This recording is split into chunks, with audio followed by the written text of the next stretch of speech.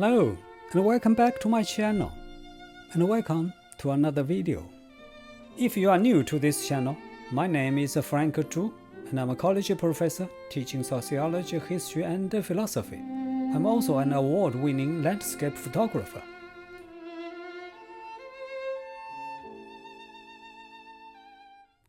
The name Lao Tzu always reminds me of a famous Chinese painting titled Three Vinegar Tasters. The painting depicts three great thinkers, Confucius, the Buddha, and Lao Tzu, gathering together around a vat of vinegar. They are asked to taste the vinegar and use one word to describe the taste. The three men dip their fingers in the vat one by one. Confucius says, sour. The Buddha says, bitter. Lao Tzu says, sweet. Of course, this is an imaginary story, but it has been told again and again and remained a frequent subject in Chinese painting. In this very symbolic painting, the vinegar represents the human world, and the different reactions of the three thinkers to the taste of vinegar symbolize their different philosophies and attitudes towards the human world. For Confucius, the human world was sour because it is full of degenerate people, and as a result, life was difficult. In the opinion of the Buddha, the human life was bitter because the world was full of sufferings. However, unlike Confucius or the Buddha, Lao Tzu saw the human life as sweet. Very interesting, isn't it? But what did he mean? Who was Lao Tzu?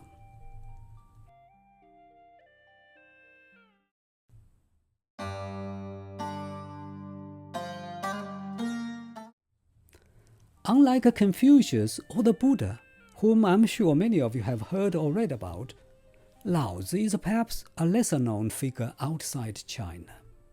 But even within China, he was a very mysterious figure in history. Among historians and scholars, there have been many debates about his life, about whether there was such a man. According to some mythical legend, he was born with long white hair and a long white beard, and he lived for 200 years. Hence, he became known as Lao Tzu, which literally means an old master in Chinese. He is said to be a well-respected and exceptionally wise government official in a small kingdom during the Zhou dynasty in the 6th century BCE. But he saw the court as very corrupt and felt increasingly uncomfortable. So he decided to leave. In order to escape without being found out, he disguised himself as a farmer riding a water buffalo. However, as he was approaching the border, he was recognized by the border control official, who stopped him and said to him, "I know you are the wisest man in the country, but I won't let you go unless you leave behind your wisdom."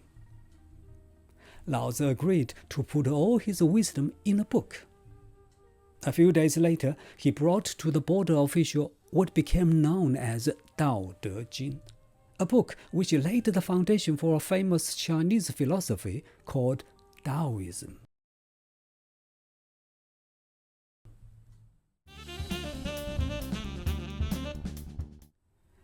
As is the case with his life, there are also debates about this book. Some people argue that Dao De Jing was not written by Lao Tzu. Instead, it was a collaborative work by several people. In any case, this book is the fundamental textbook for Daoism, which is one of the three schools of philosophical thinking in ancient China, the other two being Confucianism and legalism. Lao Tzu is therefore considered as the founder of Daoism. By the way, those of you who are interested in knowing about Confucianism and legalism may want to check out my videos about them.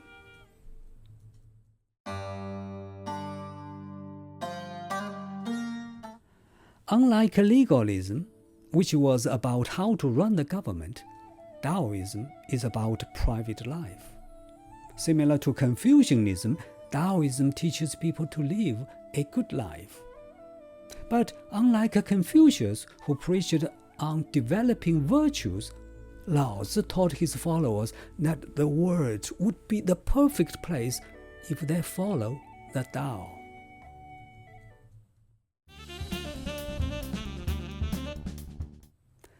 So, what is the Tao? Literally, it means path or the way. It is a mysterious concept for many people. But for Taoists, the Tao refers to the substance of everything, and it governs everything without you knowing it. Therefore, when you are in a situation where you don't know what to do, just do nothing. Let the Tao take care of everything. To put it another way, let things take their natural course rather than fight against the conditions in your life. Such an idea of not doing anything is known as Wooue in Chinese, literally meaning not doing anything. The concept of Wooue is a major principle in Taoism. It is what Taoism is known for. What it teaches people is action through non-action. When you don't do anything, you are actually doing something, which is better for your life. The more you do, the more confusion and chaos you will create. In the words of Lao Tzu, the Tao never acts, yet nothing is left undone. It sounds paradoxical, even contradictory, but it makes sense when you understand that Lao Tzu was trying to teach people to be at peace with life, no matter how difficult it is. Take everything easy and let nature take its course, and you will be all right at the end of the day. That's what he meant when he said sweet about the taste of vinegar.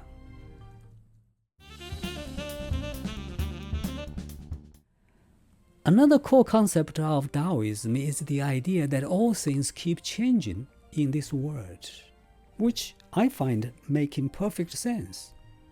Things transform from one state to another constantly, in the same way as the seasons change. There is no final end. But all changes are governed by the Tao. Here is where I find it mysterious again. However, I do understand the point Lao Tzu was making. He encouraged people to accept changes. According to Taoism, if you realize and accept changes, you will know that there is nothing you can surely hold on to forever or rely on for all your problems. For example, when you see something and think you can hold on to it, it is no longer there because everything has changed. In Taoism, the only true constants in life are change and death. Accept them and you will feel relieved and freer. That's the key to a happy life. In one word, Taoism teaches you that your life should be lived very simply. Wealth, status, and fame are never final, but in constant change. Simplicity, patience, compassion, these three are your greatest treasures, Lao Tzu said in the book. So, be optimistic even though you know you are in difficulty. For after the night will come the day, and the sky will meet the earth. Such a simple and self-sufficient lifestyle, close to nature, often reminds me of the famous American philosopher Henry David Thoreau, who once lived alone at a water pond for 2 years.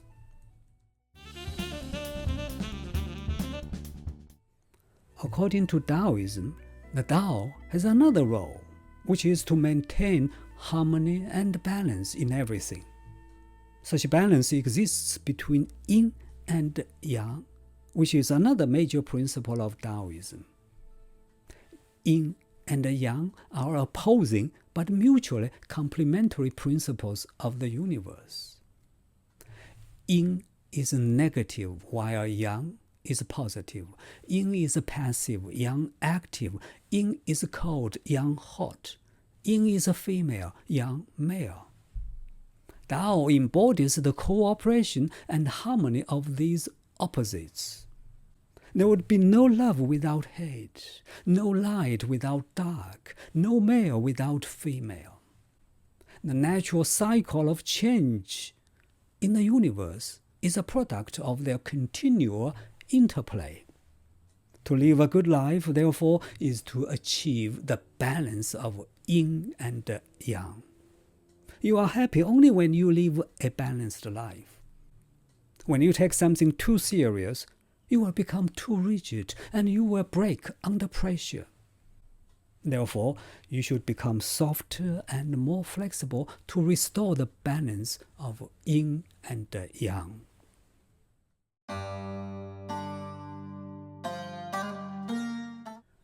Although Taoism is not as influential as Confucianism in China, it has nevertheless exerted its influence on many aspects of Chinese society. Its influence is especially obvious in traditional Chinese medicine. Taoism's emphasis on balance, harmony, and the interconnectedness of the universe, the body and the mind, is central to traditional medicine's approach to health and healing. According to this approach, the root cause of all illness is the imbalance of qi, the vital energy of human life, which runs through the whole body. If qi is blocked somewhere in the body, you will feel the pain, which is why cupping therapy is often used to cure the blockage of qi. The imbalance of yin and yang within the body is also essential to diagnosis and treatment. For example, if there is too much of yang in the body, you will have symptoms like high blood pressure, irritability, and heat. Oftentimes, the treatment for such symptoms includes such foods which are considered as having less yang element, such as mung beans. On the other hand, an excess of yin can cause lethargy, coldness, and passivity, whereas a deficiency of yin can lead to heat sensations, dryness, and insomnia. Traditional Chinese medicine is all about maintaining balance.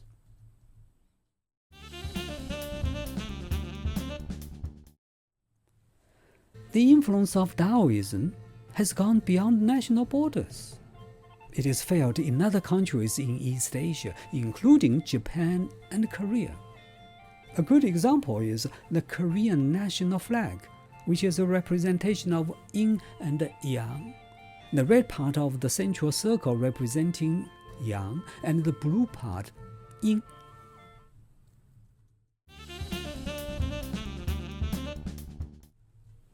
Finally, I must point out that many people consider Taoism as a religion because of the fact that there are temples in his honor where people worship him and practice meditation. However, in my opinion, there is nothing in Taoism that is supernatural to make it a religion. Although Laozi is a mysterious figure, he did not have the attributes that religious people usually give to their deities like a god. For me, Taoism is only a philosophy, in the same way as Confucianism is not a religion.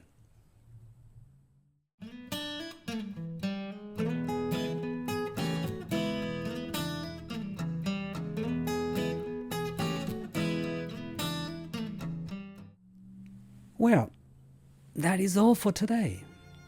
As always, thank you for watching this video, and hopefully I will see you in the next one.